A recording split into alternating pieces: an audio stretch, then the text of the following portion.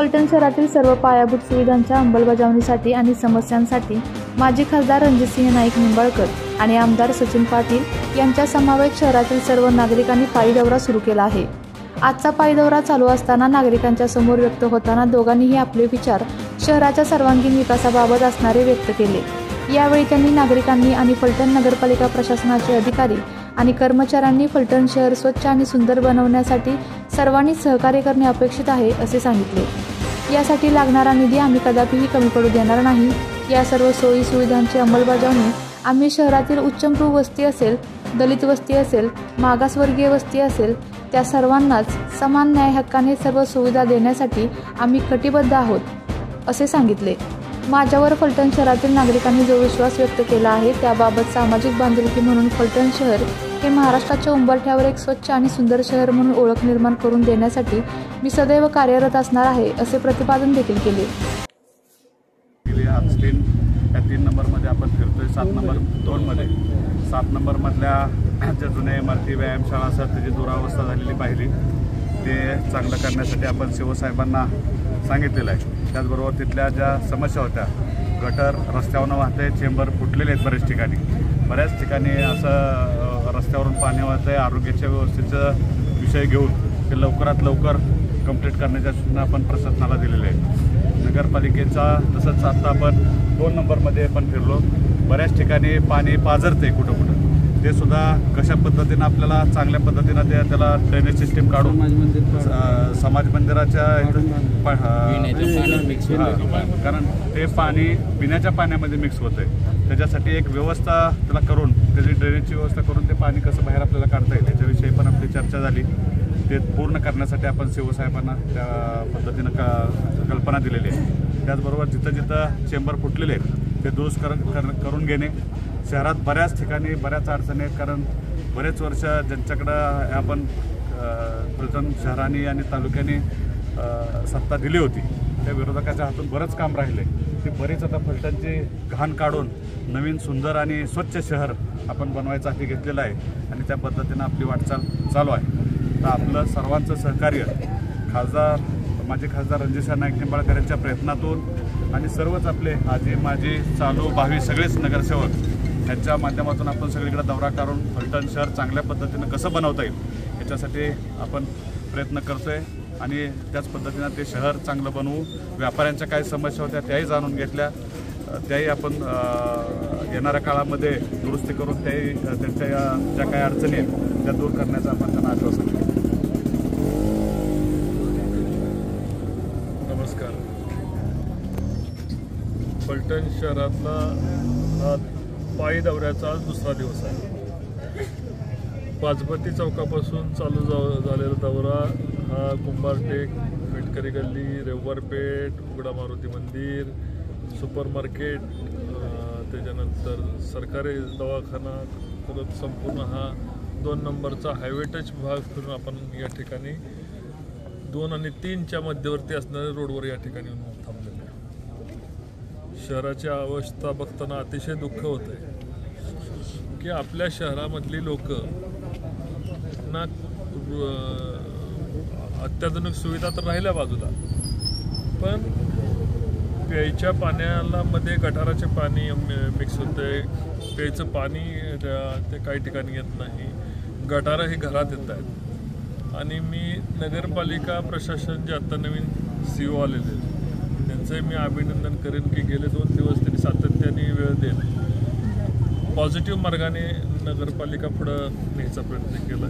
नगरपालिका प्रशासन एकटं याला जबाबदार आहे असं म्हणता येणार नाही, याला एकंदरच ही व्यवस्था जबाबदारी वर्षानुवर्षाची व्यवस्था याला कारणीभूत आहे, वर्षानुवर्षाची सत्ता याला कारणीभूत आहे। वर्षानुवर्षाची नगरसेवक मंडळी या ठिकाणी ज्यांनी केलं त्यांनी त्या ठिकाणची जबाबदारी घेतली, मतं घेतली पण कामं नाही झालेली, अशी सगळी एकंदर व्यवस्था त्याला जबाबदार आहे। या व्यवस्थेच्या मुळाशी जाण्यापेक्षा आता या ठिकाणच्या लोकांच्या कामाच्या मुळाशी जाऊन कामं मार्गाला लावली पाहिजे।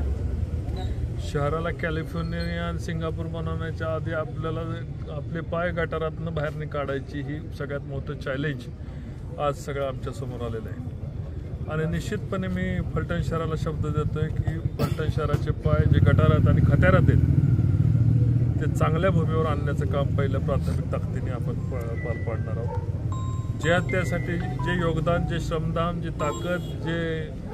ताकद लावावं लागेल ती सर्व ताकद या फलटण शहराची भूमी स्वच्छ करण्याकरता लावणार आहे। फलटण शहर स्वच्छ, सुंदर आणि पाणी निर्मळ करायचं आहे आणि राजकारण पारदर्शक करायचं आहे हा संकल्प घेऊन आपण फलटण शहराचा हा पायी दौरा केलेला आहे। शहराने गेल्या 5 वर्षात प्रचंड प्रेम केलेलं आहे आणि ह्या प्रेमाची उतराई त्यांच्या समस्यातून त्यांना मुक्त करून द्यायचं आपण ठरवलेलं आहे आणि एक प्रकारची शपथ घेतलेली आहे की फलटण शहराला त्याच्या दुर्व्यवस्थेतून मुक्त करायचं आणि याच्यासाठी शहरातील सर्व नागरिकांच्या, त्याचबरोबर नगरपालिकेच्या सर्व कर्मचाऱ्यांचं सहकार्य मला लागणार आहे।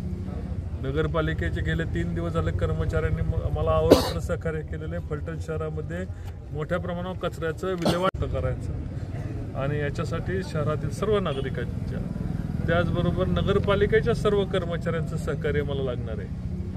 नगरपालिकेचे गेले 3 दिवस झाले कर्मचाऱ्यांनी मला अहोरात्र सहकार्य केलेलं आहे। फलटण शहरामध्ये मोठ्या प्रमाणावर कचऱ्याचं विल्हेवाट लावायचा कार्यक्रम चाललेला आहे। बंद असलेली झाकणं हे टाकण्याचा कार्यक्रम चाललेला आहे।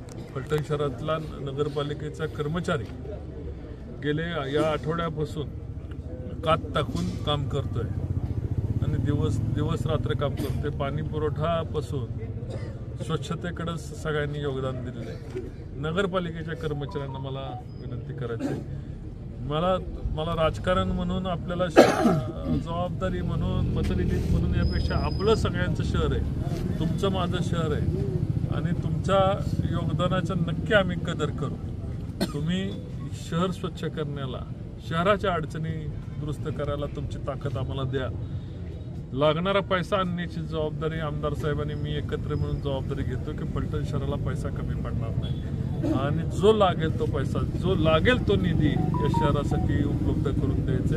हे शहर हे आमचं शहर आहे, हे माझं शहर आहे, हे सर्वांचं शहर आहे। हे शहर महाराष्ट्राच्या उंबरठ्यावर एक आधुनिक सिटी म्हणून आपल्याला घेऊन जाण्याकरता काही पायाभूत सुविधा ज्या आहेत त्याची दुरुस्ती आपल्याला पहिल्यांदा हातात घ्यावी लागणार आहे। पाया जर दुरुस्त नसेल तर इमारत ढासळते आणि हे फलटण शहराच्या इमारती ढासळू नये म्हणून आपल्याला पायाकडं जाण्याचा पहिला निर्णय घेतला आहे। इन्फ्रास्ट्रक्चर आपण चांगलं करण्याचा निर्णय दुसऱ्या टप्प्यात पुढच्या 8-10 दिवसात त्याच्यावर बसणार आहे की इन्फ्रास्ट्रक्चरवर काम करायचं कशा पद्धतीने, पण लोकांना आरोग्याच्या सुविधा तातडीने मिळाव्यात, पाण्याच्या सुविधा तातडीने मिळाव्यात हा प्राथमिक शहराचा हेतू आहे। ठिकठिकाणी जाऊन तिथं फोटो काढले जातात, फोटो काढल्यामुळं मेमराईज होईल की आपण काय शब्द दिलेत, कुठं काम करायचं आहे, आपल्याला कशा पद्धतीने काम करायचं याचीही अवलोकनाची संपूर्ण शहराची बैठक ही पुढच्या 8-10 दिवसामध्ये आपण फलटण शहरामध्ये घेणार आहोत। फलटण शहरातल्या नागरिकांना मला खूप खूप धन्यवाद द्यायचे। या उशिरा बदल झाला पण बदल करून तुम्ही जे सामर्थ्य दिलेलं आहे त्या सामर्थ्याचा उपयोग फलटण शहराच्या विकासासाठी, फलटण शहराच्या बदलासाठी निश्चित होणार आहे। नगरपालिका कर्मचाऱ्यांना पण मला सांगायचं आहे की कोणाचा बदला घेण्यासाठी नाही, कोणाला शासन देण्यासाठी नाही, संपूर्ण शहराचा बदल करण्यासाठी या राजसत्तेचा उपयोग आमदार साहेब करतील। आम्ही त्यांच्याबरोबर आहे। तुम्ही सगळं फलटण शहरातली आबाल, वृद्ध, तरुण पिढी, सगळे नागरिक, माझ्या बहिणी माझ्याबरोबर आहेत। सगळ्यांनी मिळून हातात हात घालून फलटण शहराचा विकास पार पाडायचा आहे आणि दलित वस्ती असो किंवा उच्चप्रभू वस्ती असो, मागासवर्गीय वस्ती असो, कुठल्याही गोरगरिबाच्या समाजाला योग्य सुविधा ज्या उच्चप्रभू सोसायटीला मिळतात त्याच सुविधा त्या दलित वस्तीला मिळाल्या पाहिजेत। हे विधानसभेच्या निवडणुकीमधला माझा शब्द आहे। फलटण शहरातील नव्हे तर संपूर्ण तालुक्यातील दलित वस्त्या, संपूर्ण शहरामधील गरिबांच्या वस्त्या त्या दुरुस्त करायचा संकल्प आपण ठेवलेला आहे। या फलटण शहराच्या एकदा सगळ्या सुविधा, पायाभूत सुविधा मार्गी लागल्यानंतर तालुक्यातल्या सर्व दलित समाजाच्या वस्त्यांचा दौरा आम्ही आमदार साहेबांना आम्ही घेणार आहोत। प्रत्येक गावाच्या गटाराचा अभ्यास करणार आहे, ड्रेनेजचा अभ्यास करणार आहे आणि गावंसुद्धा निर्मळ गाव करण्यामध्ये फलटण तालुक्याला घेऊन जायचा आमचा प्रयत्न असणार आहे। धन्यवाद। जय हिंद, जय महाराष्ट्र। आपल्या तालुक्यातील जिल्ह्यातील बातम्या सर्वप्रथम पाहण्यासाठी आजच सातारा न्यूजला YouTube चॅनलवर सबस्क्राईब करा। लाईक करा, शेअर करा आणि बेल आयकॉन प्रेस करायला विसरू नका.